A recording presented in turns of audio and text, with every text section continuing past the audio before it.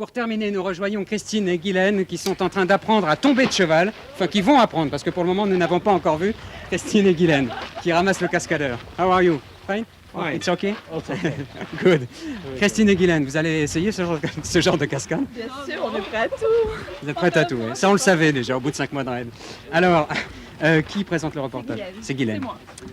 Alors, le problème de l'invasion du marché américain par les capitaux, notamment les capitaux japonais... Tu me fais peur avec ton micro, avec ton Non, mais tu revolver. comprends, la conjoncture économique, les taux de change, les quotas d'importation... Bon, enfin, on va pas vous ennuyer avec un sujet comme ça parce que ça nous aurait ennuyé sûrement autant que vous. Alors. On a été surpris à San Francisco d'apprendre que cette ville était surnommée le Paris des États-Unis. On a été surpris aussi d'y trouver une mode tout à fait européenne. Et en fait, on s'est demandé pourquoi, sur toutes les bouches, on entendait toujours le mot yuppie, yappie, yuppie qu'on comprenait pas trop. On s'est renseigné et ça a donné ce sujet. Ah bon, le reportage proposé par Télé Monte Carlo s'appelle donc Yopi. Non, Yuppie, ce n'est pas le nom d'un nouveau yaourt. What's Yuppie? Do you know what's Yuppie? No. Yuppie, yuppie, yuppie, yuppie, yuppie. Ah, j'arrive au bon moment, je suis content, on ne me tiendra pas longtemps, je suis content. Dans la journée, les Yuppies sévissent dans le quartier des affaires du downtown de San Francisco. Y, young, signifie jeune. U, urban, signifie urbain. Et P, professional, signifie professionnel. Pour être un yuppie, un jeune urbain professionnel, il faut satisfaire à beaucoup de critères. D'abord, il faut avoir entre 20 et 30 ou 32 ans. Ensuite, il faut avoir étudié dans une grande université américaine et pouvoir justifier un salaire annuel de 500 000 francs. Pour être un yuppie, il faut aussi absolument rouler dans une voiture de sport européenne.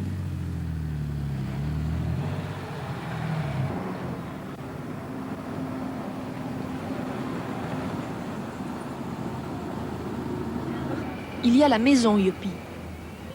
Il y a 20 Youpi. Le vin Youpi, c'est le champagne français. Les meilleures années, bien sûr.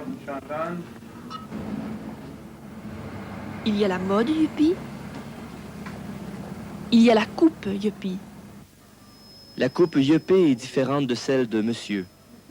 En fait, c'est une coupe très conservatrice. La nuque est dégagée, les cheveux coupés assez courts et une raie sur le côté. Il y a les bars et les restaurants yuppie. Il y a l'amour yuppie. Il y a eu les hippies. Il y a les rockies, les funkies, les punks. Et maintenant, voilà les yuppies. Ce n'est en fait rien d'autre qu'un nouveau stéréotype qui est censé définir une classe de population par rapport à son train de vie et à ses activités professionnelles. Si ces jeunes loups acharnés au travail qui évaluent leur bonheur en dollars de salaire ont toujours existé, et pas seulement en Amérique, leur quantité les rend quand même remarquables à l'heure actuelle. Ce sont les enfants du baby-boom des années 50-60 qui, après d'efficaces et brillantes études, envahissent maintenant toutes les places commerciales, bancaires et administratives des États-Unis. Oui, Pierre Salinger, au-delà des mers, les pays se ressemblent beaucoup dans leur conformisme et leur volonté de s'identifier à un milieu. J'ai 2 ou 3 petites remarques seulement. C'est vrai que le yuppie, c'est une nouvelle catégorie, mais il faut dire que c'est un nouveau nom donné à une catégorie qui a duré déjà longtemps aux États-Unis, depuis l'après-guerre. Et je ne veux pas faire tort à mes amis européens, mais qu'on peut être un yuppie dans une voiture japonaise, parce que beaucoup de yuppies prennent des voitures japonaises. Mais il y a une question que je vais vous poser, parce que les yuppies ont joué un rôle très important dans l'élection de 1984 de Ronald Reagan. Est-ce que vous avez quelque chose à dire sur ça? Christine? Ah, Christine n'a rien à dire. Non, en fait, ils n'aiment pas trop parler de leurs opinions politiques. Et en fait, on leur a posé des questions et ils n'étaient pas très pro-Reagan. D'après, c'est ceux qu'on a rencontrés, alors on peut vraiment pas en faire une généralité, en fait. Et votre avis est contraire? Mon avis est contraire, et d'ailleurs les sondages le montrent que les yuppies étaient foncièrement Reaganites pendant l'élection. D'ailleurs, il y avait une chose qui était très intéressante à l'élection de 84, ça veut dire que la catégorie 18-25, qui a toujours été la catégorie la plus libérale aux États-Unis, a voté par large pourcentage pour Reagan à cause des raisons qu'ils pensaient que Reagan serait mieux pour leur futur d'affaires, de travail que les autres candidats. Et ça conforme totalement à la pensée yuppie. On n'a pas rencontré assez de yuppies, en fait, pour pouvoir dire une généralité comme ça. Non, puis ce qu'il y a, c'est que comme tout stéréotype, en fait, il y a des gens qui correspondent exactement, et puis il y en a beaucoup d'autres qui sont en marge. Ben voyons. Voilà, on va vous noter maintenant, Christine et Guylaine. On va vous noter en commençant par Jean-Louis Boudou pour Radio-Canada, après ce bain voyons de... Alors, salut les Cowgirls. Je trouve, c'est sympathique comme reportage. Le début est très drôle. Le problème, c'est que j'ai l'impression que c'est plus un clin d'œil qu'un reportage fouillé.